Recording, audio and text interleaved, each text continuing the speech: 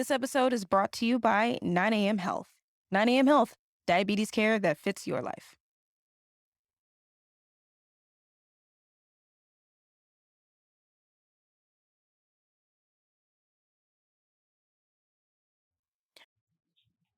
Hey everyone, welcome back to another episode of Healing in Hindsight, episode 6. So on this episode, I wanted to share with you guys my personal numbers and readings. I'm coming up due for another A1C test, which is the blood test that your doctor will take in order to determine where your levels are. It's kind of making sure that your blood sugar levels are stable and that your what am I trying to say, Lord? It's basically a way to track that the treatment that they're doing is working. That's what I'm trying to say. So I wanted to just take a deep dive into my history so you guys can kind of learn what I've been dealing with and my goals and things kind of with it. So yeah, with that said, let's get into it. Perfect.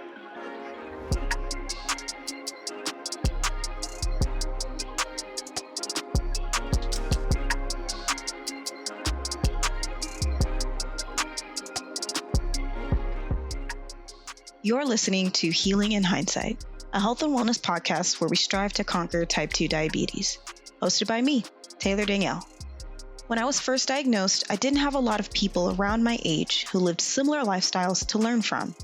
I want you to know you're not alone, and we'll have real, honest, and vulnerable conversations about it all. Here, I share my struggles, tips, and more.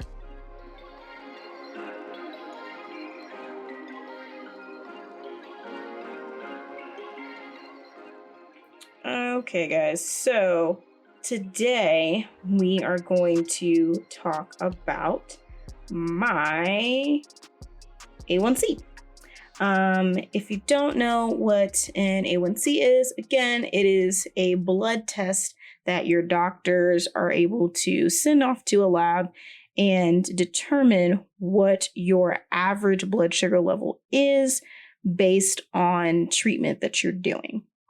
So I'm going to tell you guys my history with my blood sugar levels and kind of what I'm hoping for in the future and what I'm currently working on. I'm actually coming up on a test pretty soon.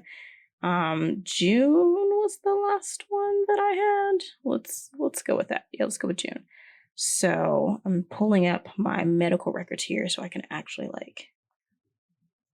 find it because I wanted to do it in real time versus having it all out. Okay. So just for a little background, I actually got my A1C tested back in 2014, December.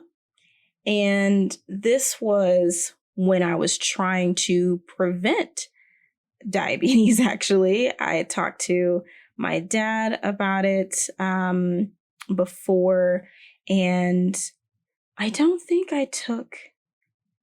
Yeah, he didn't give me an actual blood test. So he was weird, guys. I did not enjoy that doctor at all. I said, do not put me back with him when I scheduled again. But yeah, nothing that I went through. Essentially, he said that I should be,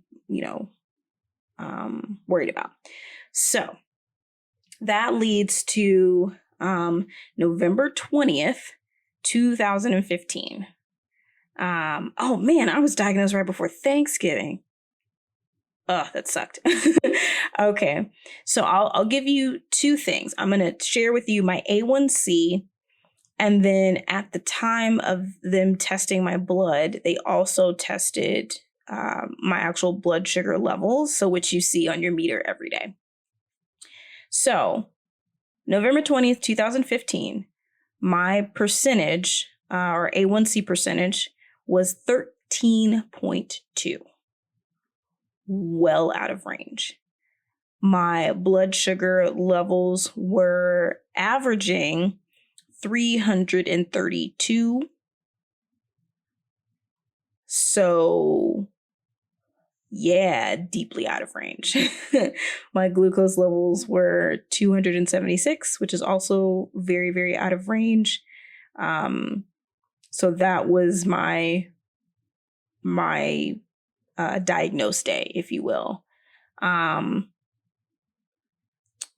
And I remember in that appointment, my doctor was like, I can see the sugar in your urine. Like it was bad. It was really bad. It was really, really high. And so that brings us to my next test, which this was kind of when I was in between work. So I was able to get my prescription refilled, but paying to have the blood work done was really hard. So this is almost a year later, which is not good when you are a baby diabetic. You want to go every 90 days. So do not do what I did and not go. I'm trying to be better about that. It's not fun, don't get me wrong. I don't like having to go give blood every 90 days just to, make sure I'm doing okay, but it's what you got to do. Okay. So September 24th of 2016, again, almost a year later, my A1C percentage was 9.7.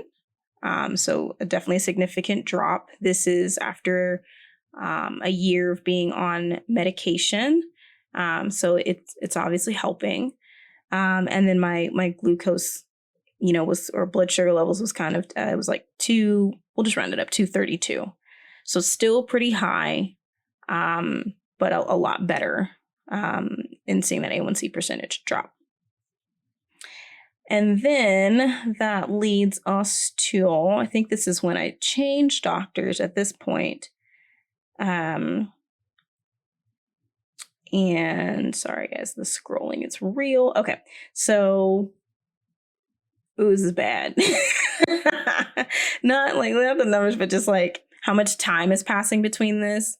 Again, back and forth jobs and access to things. I was just like riding my drugs as much as I could.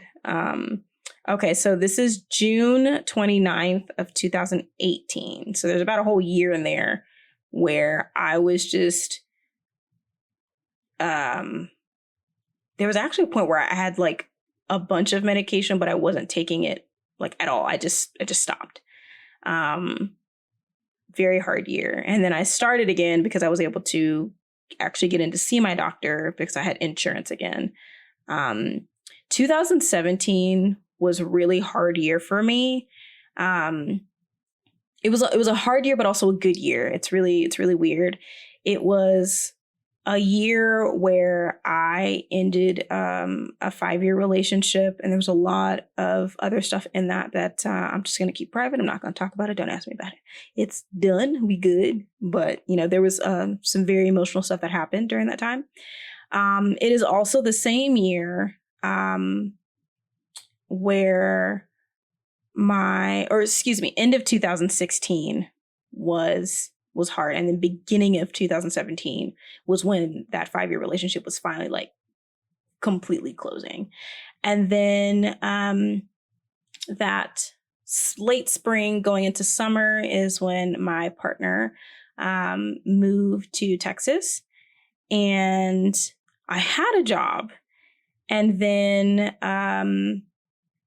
I ended up, it was for a very small salon. So they didn't have insurance. I'd actually left a job that I'd been at for over a year where I experienced my first promotion. And so when I joined up with this salon, although it was great, I loved doing it. It was a waxing salon. It was different. It was so small, like insurance wasn't something they could provide. So I had to pay for my insurance. So I did Cobra for like a month and a half. It was so expensive, so I couldn't do it. So I just didn't have anything until I left the waxing salon and got back with a corporation where I could actually get insurance. So this is a result of being able to go to the doctor again And my A1C, June 29th, 2018, was at a 9.2%. So it dropped a little bit. And my blood glucose levels were at 217. So still high, but definitely went down a bit. And again, this is kind of a part of like just solo managing and then some medication, which, yeah, it was tough. And so that leads me to January 25th of 2019. This is when I switched to the Combiglize, but it was a hard transition for me. So I wasn't taking it consistently around the same time. That's when it kind of got a little weird. So January 25th, 2019, my A1C percentage was at 10.8%. So I did shoot up a bit. And my blood levels were at 263. So still in that 200 range, not great, went up a bit. I definitely was experiencing a lot of deep self-esteem issues. My weight was up and down. I was in and out of the gym or trying to have a gym routine, all this kind of stuff. And it was pretty difficult. Just trying to stay sane with it. It was also when I like revamped the website again. I was trying to, really make Healing in Hindsight work as a blog, but, I was also working, and this was the company that I was with for almost 2 years, and I've been promoted twice. So I was also managing people, and it's just a lot. Not an excuse. I definitely could have been doing a lot, but I was trying to juggle way too much. So that brings us to this year, which is June 8th of 2020 was when I had my last A1C done. So it is August right now, August 5th, and I will be due for another one. Let's see. September. Yeah, September is when I'll be doing my next one. So I'm in my last month. So drum roll, please.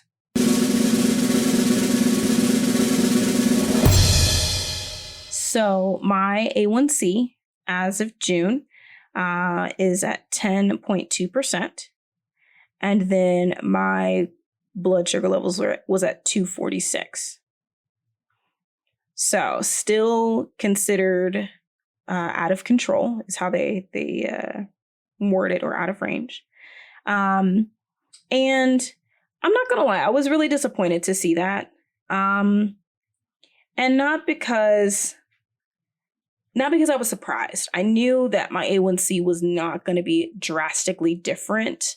And it did drop a little bit. It was 10.7, I think was the last one.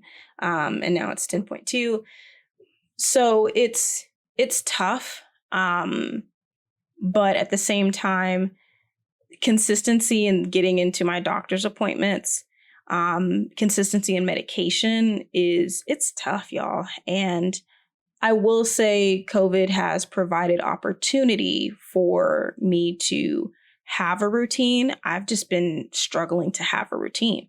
I can regimen myself down to the last minute, and then I get so out of whack if I don't follow it to the T. I like to automate and streamline things. And I'm good at it when it's not me, when it's other, people, places, or things. I could do that. It makes me good at my job a lot of times.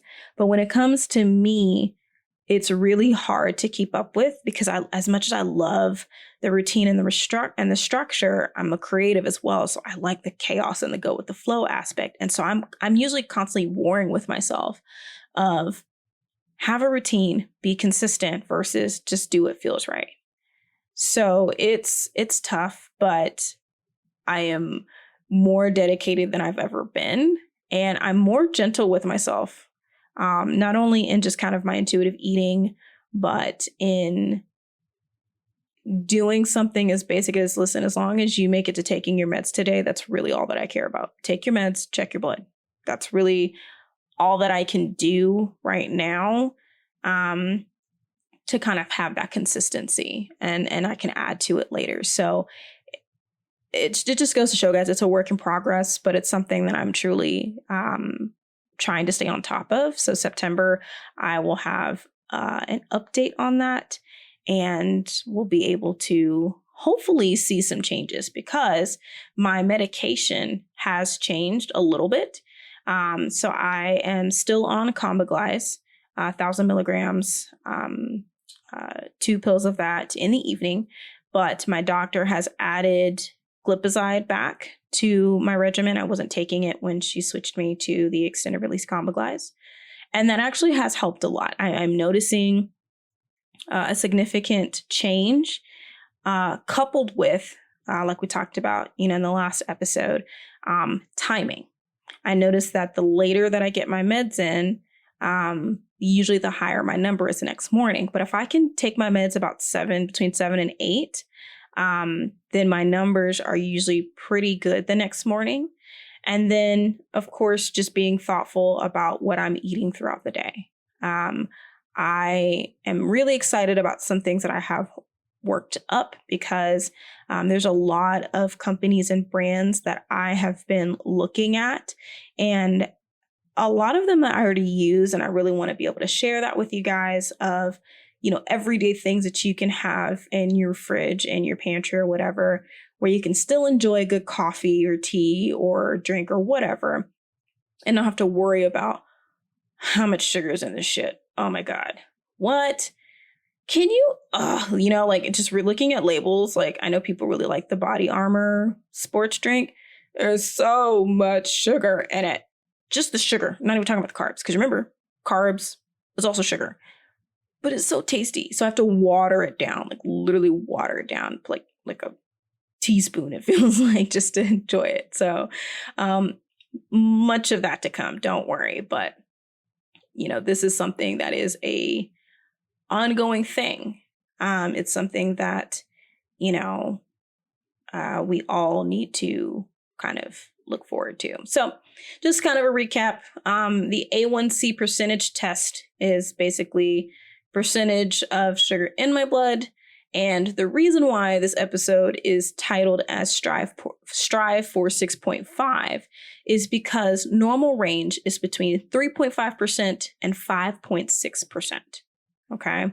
So I am double that. Okay. So I need to cut this in half. And when I talked to my doctor about it, she said, I can't even consider pulling you off any medication until your A1C gets to 6.5%. Okay. So that is what I'm striving for. I'm striving for 6.5%. How do I know I'm getting there, though? Well, my average glucose levels, which is the blood sugar levels that you check with your meter, usually it is based upon a range from 70 to 130 it's not milligrams. It's something. But just know that that's the number that I'm looking for, anywhere between 70 and 130. Now, when I check my blood sugar levels, I actually post it on my Instagram stories every morning. I've been trying to date them because I realized that it doesn't always show the date on them, so my bad. But I do post it. It's one of my highlights if you want to kind of see where I'm at. And since being put on Combiglize and glipizide together, I've seen a change from being like averaging the 180s, dropping down to the 160s and lower. My first couple of days on it, I did experience some false shakes, if you will. And I checked my blood sugar at the time of feeling it. It happened to me twice. And one of them, I was like 118, which is in range. And the other time I was at 85. So I was getting close to getting too low. So I did have to drink a little bit of juice or something just to kind of bring me up and keep me in the middle. I have had one or two mornings right at 139, which is still better than nothing. It's only kind of 10 points away, if you will. So my goal is really to get myself, when I check in the mornings, anywhere from 120 to 130. I think that's a good goal to hit. It's only anywhere from 20 to 15 points lower than what I'm kind of doing now. And so again, that definitely requires my night routine to be a little bit tightened up and to be thoughtful about how I'm also starting off my morning. But I usually do any sugary, heavy carb stuff in the morning, honestly, because then my body has longer time to process. So like my oatmeal and stuff, I really love oatmeal. But I do have to be careful with those kind of hot cereals. Speaking of cereal, there's a couple of brands that are like keto friendly cereals, if you will. Those just seem to be, keto stuff seems to be a good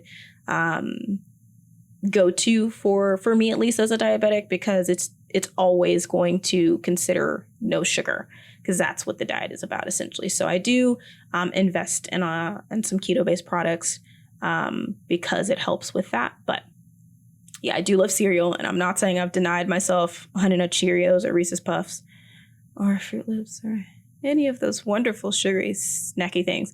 But I'm very, very, very mindful of how much I do it. And then my lunch, I try to keep pretty light.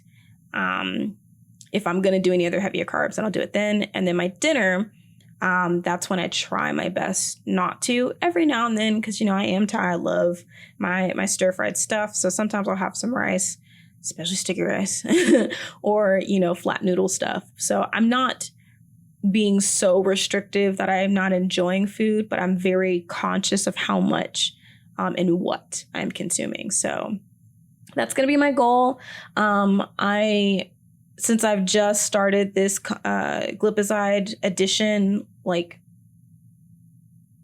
a week ago, maybe like end of July, maybe like third week in July.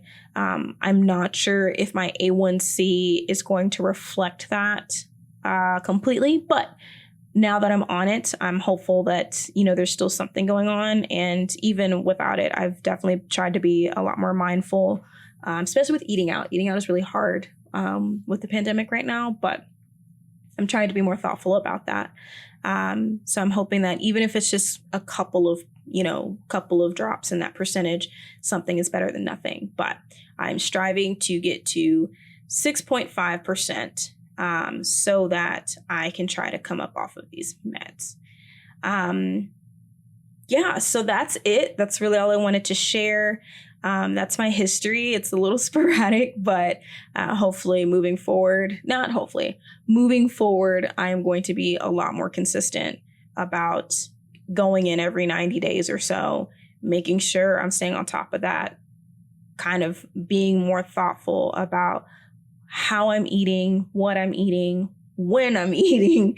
And I know that sounds like a lot to think about with food, but I'm really working deeply on my relationship with food, because it is a big part of what's gotten me to this point, at no one else's fault but my own. And so I'm really trying to dig deep in that. So I'm excited because I'm working on a lot of things to really revamp my eating style and work with and try brands that are allowing me to still be an adult, a young adult. I'm only 30, y'all. I'm not, out here with a family and kids and all settled down. I'm living, and I want to travel and I want to do all these things. So I'm really looking at, brands and things that are going to help me do that without make me feeling like I'm losing out, being able to enjoy something. So more to come on that.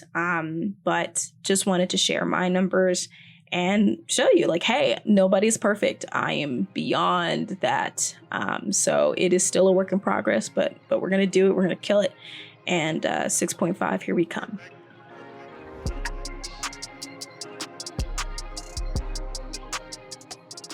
Thank you so much, guys, once again for tuning in. Man, even listening back to that, it still stings a bit. 10.2. But it is a journey.